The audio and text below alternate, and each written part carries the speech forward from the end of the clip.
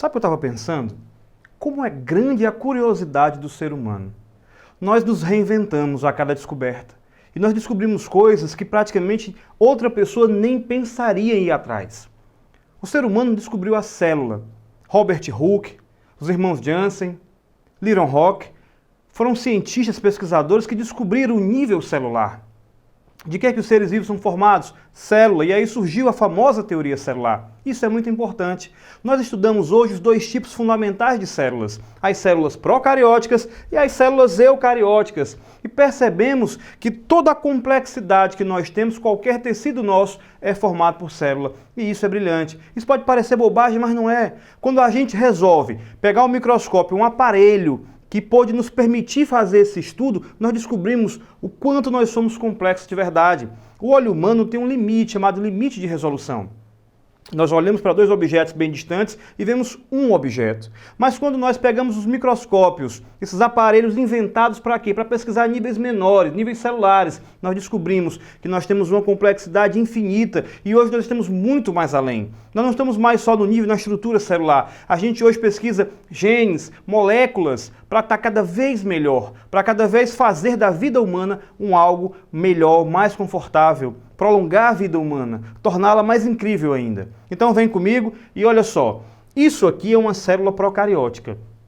Você já percebeu que na biologia nós sempre estudamos do nível de menor complexidade para o nível de maior complexidade. Ou seja, aqui você vê uma célula procariótica. Vamos descrever, mas antes eu queria deixar uma coisa clara. Quem são os seres procariontes? São as bactérias, cianobactérias, arqueobactérias, enfim, o que a gente chamava antigamente de reino Monera, ok? Enfim, toda vida que você ouvir bactéria, seja lá qual for o tipo de bactéria, ela é um indivíduo procarionte, ok? Seja ela uma árquea, seja ela uma estrutura que faz parte das eubactérias, ou seja, bactérias de estruturas mais modernas e bactérias de condições e estruturas mais inferiores. Todas são procariontes. Olha só, nós temos aqui no caso a membrana plasmática e aí começo logo falando de uma coisa importantíssima. Grava aí.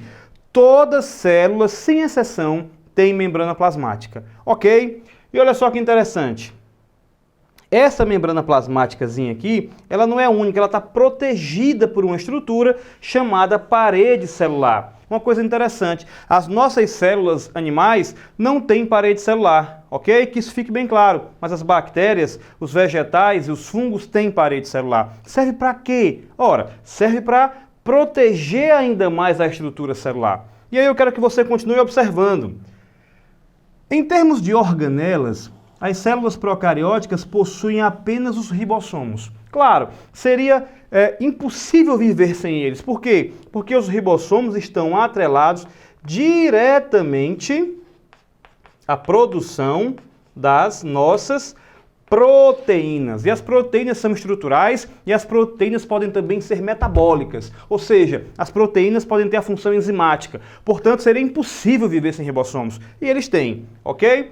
Uma coisa é verdade, eles não têm a separação entre aquilo que é núcleo e aquilo que é citoplasma. Ou seja, essas células procarióticas não têm distinção entre núcleo e citoplasma. Está tudo junto e misturado, ok? Então, olha só, esse cromossomo é um cromossomo circular e aí eu venho chamar a atenção para uma coisa muito importante. Esse cromossomo, assim como os cromossomos de uma célula eucariótica, são formados de DNA, de ácido desoxirribonucleico. Tá? E lembra uma coisa interessante, em todo e qualquer ser vivo é o mesmo código genético funcionando praticamente da mesma maneira. Por isso que a gente diz que o código genético ele é exatamente universal. Gostei da resposta. Você que está ligado aí em casa desenroladamente. Olha só, e essas bactérias também têm uma espécie de DNA extracromossômico, chamado plasmídio. E é com esse plasmídio hoje que a engenharia genética brinca. Tira esse plasmídio, acrescenta um gene, põe de volta e essa bactéria passa a produzir proteínas como, por exemplo, a insulina humana. E isso é fantástico. E tudo isso começou com aquilo que eu falei, a curiosidade de saber o que são os seres menores e se eles realmente existiam. Ok? Bom, então, essa é a estrutura de uma célula procariótica. Esses ribossomos aqui são ribossomos um pouco diferentes em relação aos ribossomos de uma célula eucariótica, mas trabalham da mesma forma, produzindo proteínas. Ok? Gente, mais uma coisa importante, bem aqui você percebe que na membrana plasmática existe uma invaginação. Essa invaginação ela se chama mesossomo. E essa invaginação, o que é que nós temos ligado a ela? Cromossomo circular e enzimas com papel respiratório, com papel de produção de energia para essas células. É óbvio que essas células procarióticas são células bem menores em relação às grandes células eucarióticas. Acredita-se na biologia, na nossa querida biologia, que essas células aqui tenham tido expansões da membrana, essas membranas foram se expandindo e foram formando o que a gente chama de organelas membranosas, ou o que você conhece como organelas citoplasmáticas. Veja bem, ela continuou tendo a membrana plasmática. Lógico, toda célula, sem exceção, tem a membrana plasmática, ok? Então essa membrana plasmática define tudo que está aqui, que no caso é o citoplasma, só que surgiu uma membrana a mais. Surgiu uma membranazinha chamada carioteca. E essa carioteca é justamente a membrana que vai guardar, que vai separar o que é material nuclear, esse materialzinho que está aqui dentro, o núcleo, tá? Do restante do citoplasma. E o que é que nós temos no núcleo? Nós temos, no caso, os cromossomos. Cromossomos que são formados por DNA, numa estrutura de uma forma muito mais organizada. Ok? E aí nós temos as organelas em si. Nós temos o retículo endoplasmático rugoso, que é aquele que vai apresentar os ribossomos aderidos. E aí vem a pergunta, João Paulo, não tem ribossomo, por exemplo, fora desse retículo? Sim, tem. Tem também os ribossomos livres aqui, ó, tá? Com um peso molecular diferente em relação a das células procarióticas, ok? Então, existem os ribossomos livres, normalmente associados à produção de proteínas que ficam para a célula. E existem os ribossomos aqui que estão aderidos ao retículo endoplasmático granular ou rugoso, que vão sintetizar proteínas para exportação, para sair da célula, ok? Nós temos também as mitocôndrias, que a gente conhece como casa de força das células, local da respiração celular. É para isso que eu levo o oxigênio para as células, para que elas possam, a partir desse oxigênio, produzir a energia que nós conhecemos, que está sob a forma de ATP. É esse ATP que vai te dar força para estudar, vai te dar força para malhar, força para correr e para passar nesse Enem, que eu tenho certeza que você já passou, ok? Bom, e aí nós temos também o surgimento dos lisossomos.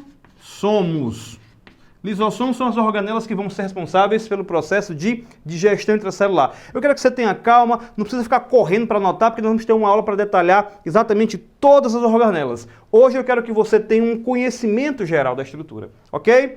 Então, continuando, nós temos aqui também o chamado complexo golgiense, ou complexo de Golgi, com muitíssimas funções importantes, inclusive a função de dar origem aos lisossomos. Nós também temos os centríolos, que vão ter papel importante na formação de cílios e flagelos. Estão lembrando disso? Cílios e flagelos que atuam em muitos processos, dentre eles a locomoção das células. Nós temos também os peroxissomos. E esses peroxissomos estão ligados a quê? Peroxissomos estão ligados às reações de remoção de substâncias oxigenadas que podem ser prejudiciais às nossas células. Então, nós temos toda uma complexidade, além disso também tem o retículo endoplasmático liso, ou seja, são organelas formadas para que essa célula desempenhe todos os seus papéis. Eu quero que você entenda, isso aqui é um modelo geral, gente. Em cada tecido nós temos células diferentes. O neurônio é bem diferente em relação ao hepatócito, que é bem diferente em relação ao osteócito. Osteócito, a célula óssea, hepatócito, a célula hepática, ou seja, a célula do fígado, e os neurônios do nosso sistema nervoso central. Esse que você usa muito bem para ser desenrolado, para estudar, para ter conhecimento cada vez mais. Uma outra coisa, o professor Rogério já disse para você que vírus não é célula. Vírus é uma estrutura, é uma cápsula proteica com material genético no seu interior e, de vez em quando, ele vai ter uma membranazinha por fora, mas, a grosso modo, ele tem uma cápsula proteica e material genético no seu interior. E por que que os vírus, por muitos autores, não são considerados seres vivos? Por que os vírus não são considerados seres vivos? Por uma razão óbvia, eles não são formados por células. Entenda bem, estou te falando, vírus não é nem procarionte e nem eucarionte. É uma estrutura à parte. Que isso fique bem claro, que isso fique bem desenrolado. Um grande abraço e até a próxima.